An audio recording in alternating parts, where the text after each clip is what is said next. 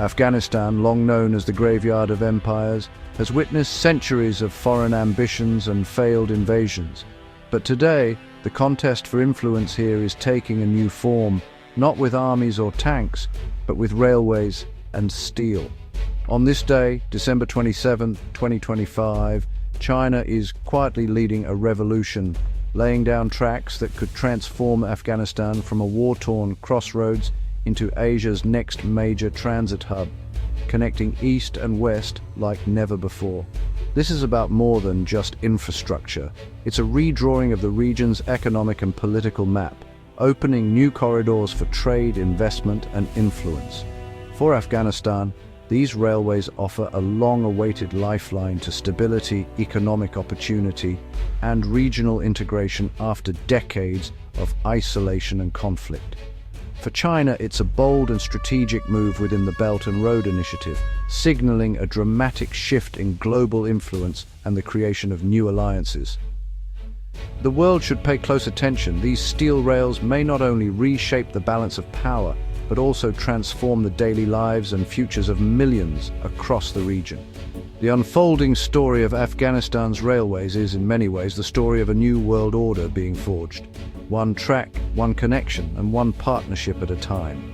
To truly grasp China's current role in Afghanistan, we must first revisit the two turbulent decades of American and NATO involvement in the country, a period that shaped the region's fate and set the stage for today's shifting alliances.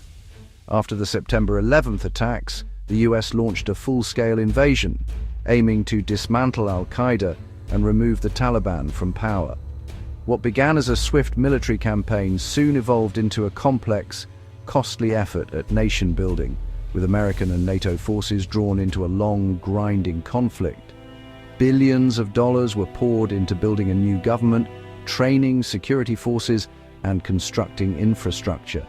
Yet, progress remained fragile, often undermined by persistent insurgency, corruption, and wavering international commitment.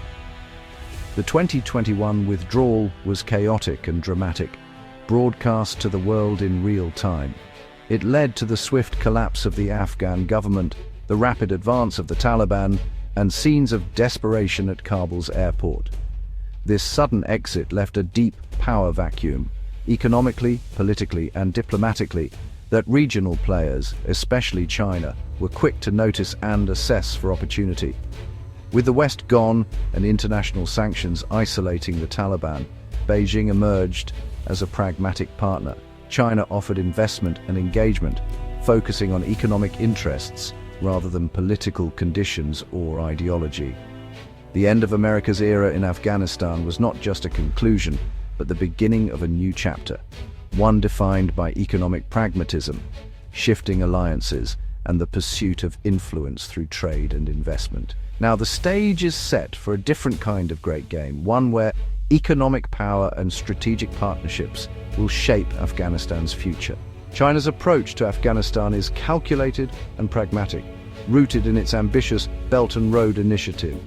This vision is not just about building railways or roads, it's about weaving Afghanistan into a vast network of trade and influence that stretches from East Asia to Europe. While not formally recognizing the Taliban government, Beijing keeps communication channels open and dangles the promise of massive investment.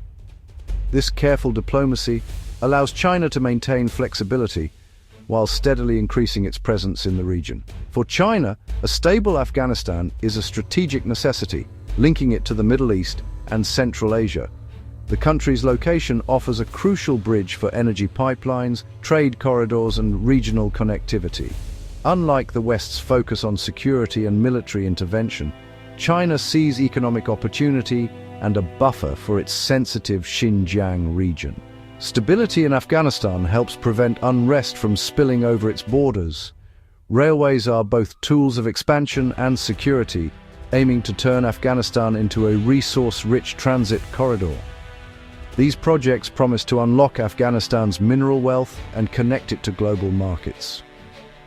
China's engagement is patient and transactional, offering infrastructure and investment in exchange for stability and access to resources. This approach is designed for long-term influence rather than quick results. This policy of non-interference appeals to the Taliban, who seek investment without conditions or political strings attached, allowing them to maintain control while benefiting from development. Through these moves, China has quickly become the most influential external actor in post-American Afghanistan, shaping the country's future direction and priorities. The future of Afghanistan is now being shaped in Beijing's image, as China's vision for connectivity and stability takes root in the heart of Asia. The Trans-Afghan Railway is the centerpiece of China's vision, a $5 billion 600-kilometer line linking Uzbekistan, Afghanistan and Pakistan. This route promises to slash shipping times from weeks to days, cut costs by 40% and carry up to 15 million tons of cargo annually. For Central Asia, it opens new markets. For Pakistan, it boosts port access. For China, it cements regional influence. In 2025, a trilateral agreement brought the project under the Belt and Road Initiative, signaling high-level political will. Russia and Uzbekistan are now involved, with an ambitious completion target of 2027. This is more than economics, it's a geopolitical statement driven by regional powers, not the West. The Trans-Afghan Railway is building a new axis of influence, reorienting Asia eastward. If completed, it will redefine the region's economic and political landscape. While the Trans-Afghan Railway grabs headlines, the Kaf-Herat line on Afghanistan's western frontier is nearing completion. This 220-kilometer railway links Iran's network to Herat, Afghanistan's third-largest city, and has accelerated under the Taliban. For Iran, it's a vital overland route to Central Asia, bypassing Western sanctions and maritime choke points. The project positions Herat as a major trade hub and demonstrates Afghanistan's desire to diversify partnerships. The Kaf-Herat line opens a western gate, complementing the north-south Trans-Afghan Railway. Together, these projects are ending Afghanistan's isolation and leveraging its strategic location. The vision of a connected Afghanistan is becoming reality, one rail at a time. These railways are more than trade routes. They're the battleground for a new geopolitical order.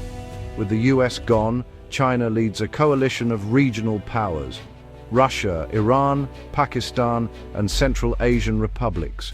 Russia lends technical support, Iran secures its own interests, and Pakistan becomes the gateway to the sea. This bloc challenges the US-led order, building its own systems and spheres of influence. The West, distracted elsewhere, risks becoming a bystander to Asia's realignment, yet internal rivalries remain. Russia and China have a complex history, and Iran and Pakistan have their own ambitions. For now, shared goals keep them aligned, but the true test will be whether these alliances endure as the railways take shape. The region's future hinges on this fragile cooperation. For Afghanistan's 40 million people, these railways spark both hope and anxiety. Farmers see new routes to market, youth see jobs and opportunity, the Taliban touts prosperity and self-sufficiency, the promise economic growth, employment, and a break from dependence on foreign aid. But skepticism runs deep. Many fear the benefits will be captured by elites or foreign powers, leaving ordinary Afghans behind. Past projects have often failed to deliver for the people, fueling caution and mistrust. Social and cultural impacts are unknown. Foreign workers and new technologies could disrupt traditional life. Land rights, water, and environmental concerns are surfacing. The hope for peace through prosperity is real, but fragile. Afghans have learned to be wary of grand promises. Their future hangs in the balance between opportunity and exploitation. Despite momentum, these railway projects face daunting obstacles. Financing is uncertain, China is cautious, and the Taliban lacks access to global funds. Security remains a major risk, with threats from extremist groups and the challenge of protecting workers and infrastructure. The terrain is brutal. Mountains, deserts, and seismic zones demand engineering feats. Technical hurdles like differing rail gauges complicate logistics and efficiency. Political stability is not guaranteed. Any resurgence of conflict could halt progress. Success depends on sustained cooperation among China, Pakistan, Uzbekistan, and Iran. No easy feat. Building the railway is one challenge, keeping it running safely for decades is another. The path ahead is uncertain, but the stakes could not be higher. As 2025 ends, Afghanistan stands at a crossroads, its future shaped not by war, but by steel rails. The Trans-Afghan and Kaf Herat railways offer a rare chance to break the cycle of poverty and isolation. This new chapter, led by China and its neighbors, replaces military intervention with economic integration.